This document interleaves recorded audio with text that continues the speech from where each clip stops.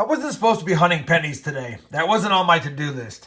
But one of my subscribers, Penny Hunter, decided to send me a Connecticut box of pennies for trade for one of my mats. Now, the reason why I'm hunting this box today and not waiting for a few more days to even get into it is because Penny Hunter recently, from the same bank a week later, scored a box with 41 Indian Head cents inside of it, if you can believe it. He actually posted a video on his channel. I'll have a link to that video down below if you want to check it out. That being said, let's crack open this box and see if we can get part of that collection dump as well.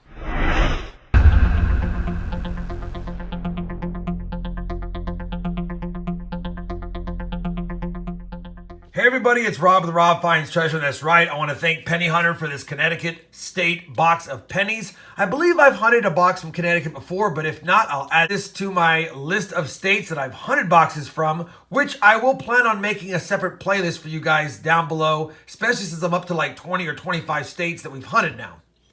That being said, obviously I can't open this by hand while holding the camera, so I'm going to cut open this part right here, and then we'll come back.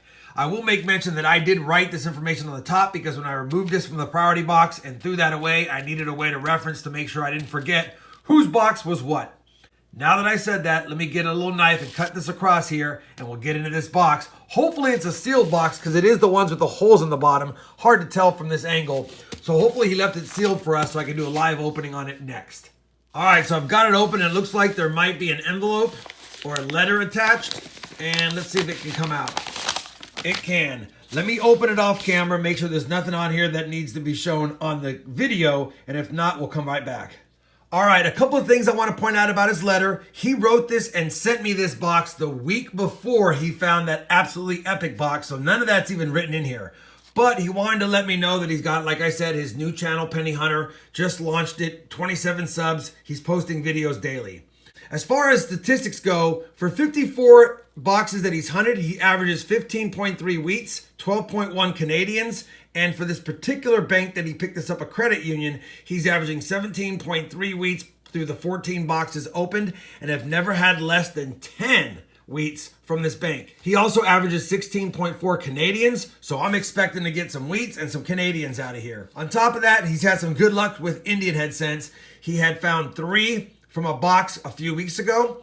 He found another one from a different bank and then another one from this bank back in December. So he's had good luck on Indian Head cents from the banks in his area. And again, a week after he mailed this box, he found an insane box. Like I said in the intro, I'm hoping this box has some goodies. And if no Indian Head cents, definitely we expect to see some wheats and some Canadians. And I'll be checking for varieties on my penny mat as well. Now that we've done that, let me clear away the plastic, hope that the box is still intact, and we'll do a live opening if it is. All right, the Connecticut State penny box is taken out of the plastic. It does have tape, probably for reinforcement. I don't know yet if it has been left completely intact. We'll figure that out in a second. Let me just take a peek here. Oh, it's got tape on the sides as well, so give me 1 second, and we'll get all this opened up. And let's see if he left it glued for me. Looks like he did. So I did check on the bottom. Obviously there's tape, but I don't see any Indian Head cent enders and I don't see any Canadian cent enders. So that's kind of cool. Let's just see what there is on the top side as we get into this box. All right, there we go. Let's take a peek. So I don't see any wheat cent reverses, but there's a lot of older looking cents. I think they're mostly copper from the 70s maybe. That's a 50 something, so that could be a wheat cent. That's in the 70s. And that's in the 60s. So we'll get into this box and see what we got in here. It looks like we have a lot of copper. I see a couple of 60s, a couple of 70s. We saw a 50. It could be a 59, but we don't know. Let me go ahead and start cracking rolls and see what kind of goods we get. Now, being in Connecticut, we're going to have predominantly Philadelphia minted coins, and those are my favorite ones to look at under the scope because, like I said earlier, most of the varieties that I look for were minted from Philadelphia. Let me start cracking rolls. We'll bring you in if and when we have a first find. Well, that didn't take long. Roll one. I guess we're about a third of the way through the roll. We have our first wheat cent of the box, and this is going to be a 1947 Philadelphia. Not in that bad a shape. Roll number two. Wheat cent number two. 1957 Denver. Roll number four, and facing us straight on is a 1941 Philly. It's pretty beat up, but there's a couple of DDOs that I've recently found, so I will be looking at this one just quickly to see if I see any doubling, and I don't based off of what I can see.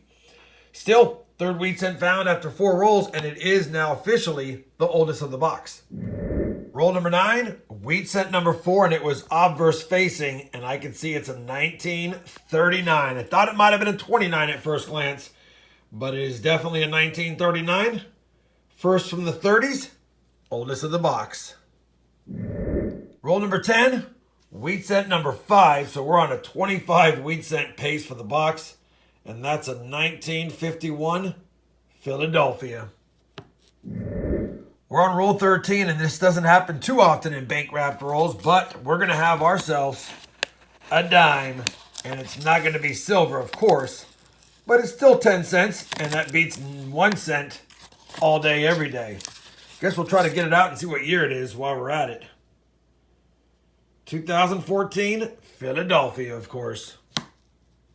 Same roll, we're going to have wheat cent number 6, and that's another 1957 Denver. Roll number 17 is going to produce wheat cent number 7, and it's kind of a cool coloration, if you will. It's a 1958 Philly in a really brown or espresso brown condition. Can't get mad at that. 58p found in the box. Wheat cent 7. Same roll, and wheat cent 8 will be found, and it is a 56 Denver. Roll number 19, and we now have wheat cent number 9 already, and reverse facing. And is that a 31? That is a 1931. If it had been a 1931S, we would have found a key date, but there is no mint mark on that one. Still, 1931 wheat cent. Can't get mad at that. We will take it all day and add it to the collection, which is now our oldest find of the box. Roll number 22 is going to give us wheat cent number 10, and it's going to be the oldest of the box by quite a bit. Take a look at this little bad boy that popped out at us. 1916 Philadelphia. Common date, but it's a teens cent nonetheless, and I will take it all day. Good news is, as well, they're getting older. Let's see how many more we get. We're not even halfway done with the box, and we have 10. Roll 34, and it's been a dozen rolls since our last wheat cent when we found number 10. But we're going to have number 11 now, and we've seen it before. It's a 1957, although this one from Philly, not from Denver. Roll 37, a dozen wheat cents. Another 1957 from Denver. Roll number 38, wheat cent number 13. Reverse facing, 1953 Denver. Same roll, and I just put a 2000 Philadelphia cent underneath the microscope, and we've got a wide AM. You can see that the AM of America is separated, and I put a 2000 regular one where they're close. That's how it was supposed to be struck, but some were struck with a different reverse die, and they have a separation there. As you can clearly see in that picture, the bottom one is a wide AM, the top one is a regular strike close AM. For another point of reference, if I slide them up to where the FG is, whenever you have a wide AM, you have a close FG to the base of the memorial building, and on a standard struck close AM, you have a little more separation, a little more width between the FG and the building. So wide AM, close FG, regular strike, close AM, wider FG. Hard to tell on this pick, but you can barely see it, but that's another way to diagnose it. Either way, we've got a 2000 Philadelphia minted wide AM cent, about $20 or so. We'll take it, we'll flip it up and add it to my book of varieties and continue the hunt. Roll 42 is going to have wheat cent number 14 because when I picked it up, flipped it around, saw that we had a 52 Philadelphia wheat cent on the other end. Let's confirm it and see if there's any friends with them. 52 Philly wheat cent ender is confirmed. Wheat cent 14. Well, we're on roll number 48 and I'm going to have another variety found. Grabbed the 1972p out from the roll, stuck it under the scope. When I brought it up on the image here, the first thing I noticed was that I knew right away this is going to be one of the several 72p DDOs. I can tell by the extra thickness on the 9, the little bit of notching on the 1, the extra thickness on the 7, and then the no doubter, the extra or splitting on the top of the 2. So I went ahead and did what I always do. I slid it over to Liberty, and the first thing I noticed is we had that tab at the bottom, and we had some extra thickness in the B. So then I knew it was probably either the 103 or the 108, depending on where the doubling on the top would be. And I noticed, even though it's a circulated cent, that it is to the left. If you look at here on the word IN or on in, you can see it on left of both of those. Same with on GOD, and I can zoom in further. It gets better as we move along. It's to the left of we, and then it gets even more pronounced clockwise, as you can see. So definitely got a 1972p DDO, and based on this little die gouge right there above the first T, it's got to be 108. Sometimes there's a second one above the other T, and I can't quite tell, but only the 108 has the die gouges, whereas there's die scratches in certain spots on the 103 because they're very similar. So in my opinion, we've got a 1972 red-brown, probably MS 60 to 62 FS108. It's in pretty nice shape overall, and I'll be flipping it up here in a second. Not a grader because it's probably only worth about $40 or $45 in this condition, and that would be about the cost to get it graded with the variety designation. So I'm happy with it.